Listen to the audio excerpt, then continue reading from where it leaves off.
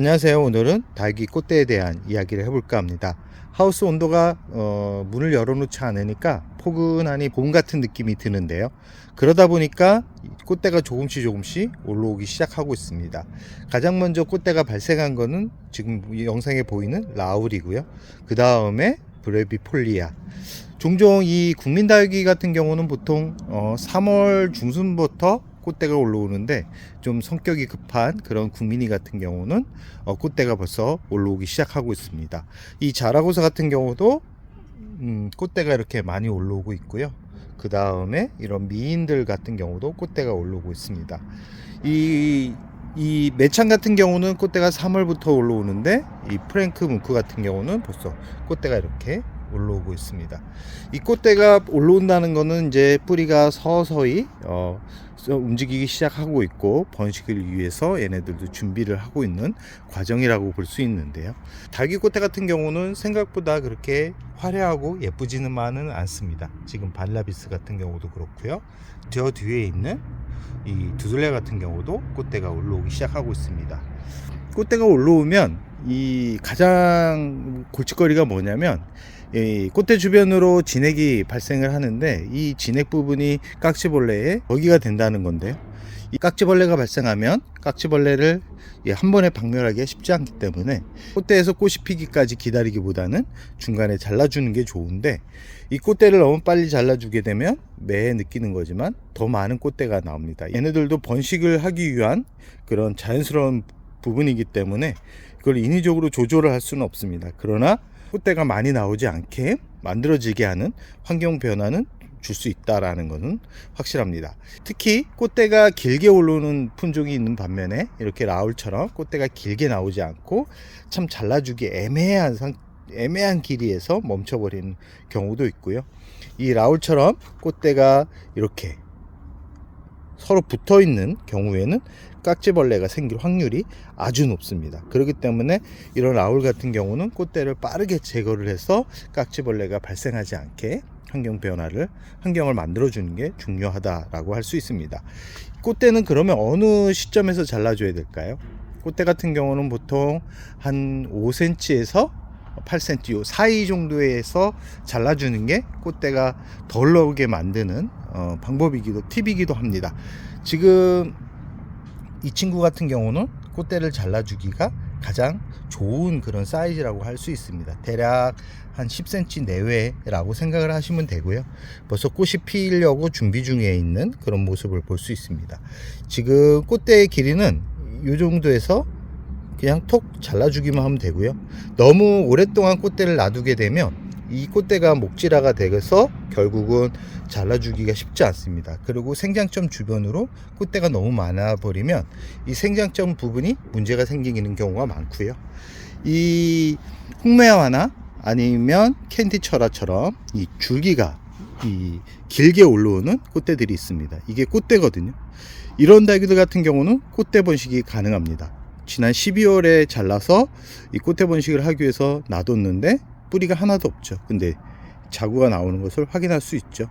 이 꽃대 번식이 가능한 다육이가 있습니다. 지금 뒤쪽에 있는 둥근빛이 흐리대나 아니면 홍매화, 이런 캔디, 이 줄기 부분이 약간 두꺼워야 됩니다.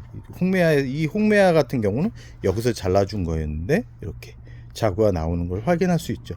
뿌리가 없어도 자구가 나오니까 이런 종류 꽃대가 좀 두꺼운 종류의 그런 품종들이라 그러면 꽃대 번식도 가능하다라는 말씀을 꼭 드리고 싶습니다. 이 꽃대 참 징글징글합니다. 징글징글하지만 또 자연적인 그런 현상들이고, 중간중간에 또 예쁜 꽃대가 있습니다. 이 꽃을 이런 브레비폴리아 같은 경우는 꽃대가 또 예쁘죠. 이렇게 꽃이 좀 예쁘게 피는 품종들은 보고 난 다음에 꼭 잘라서 얘네들이 주위에 깍지벌레가 생기지 않게 관리를 하는 게 좋습니다.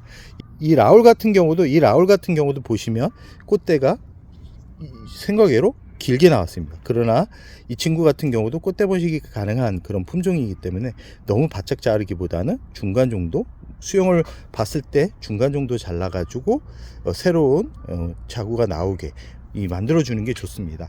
어느 정도에서 잘라줘야 되냐면, 지금 이 부분, 이 이쪽 부분서부터 이쪽 부분까지가 꽃대입니다. 꽃대기 때문에 이 꽃대를 보시면 꽃이 피기 직전의 모습을 볼 수 있죠. 그러면 이 친구 같은 경우는 이 옆부분을 잎을 제거를 해 주시기 바랍니다. 잎을 제거를 한 다음에 이 부분을 톡 잘라주면 됩니다. 잘라주게 되면 이렇게 단면이 보이죠? 여기서 물을 바르주게 되면 얘네들이 줄기가 무너져 낼 가능성이 있기 때문에 이 물을 바짝 말린 다음에 이 부분이 수간 부분이 바짝 마른 다음에 물을 주는 게 좋고요. 이 중간중간에 꽃대를 자르게 되면 꽃대에서 또 새로운 꽃대가 나오는데 그때 또 잘라줘서 얘네들이 이 자구가 나올 때까지 이렇게 유도를 하는 게 좋고요. 지금 이 꽃대 같은 경우는 작기 때문에 이 바짝 잘라줘도 됩니다. 이렇게 라울 같은 경우는 꽃대 자체가 길게 올라오지 않기 때문에 꽃대를 이렇게 잘라서 관리를 하는 게 좋고요. 아까처럼 둥근 빛이 후리대나 상학 아니면 저 홍매화 아니면 팬디 같은 그런 이 줄기가 두껍고 꽃대가 두꺼운 그런 품종들 같은 경우는 꽃대를 잘라서 버리지 말고 그대로 두게 되면 꽃대 번식이 가능하다라는 말씀을 드리고 싶습니다.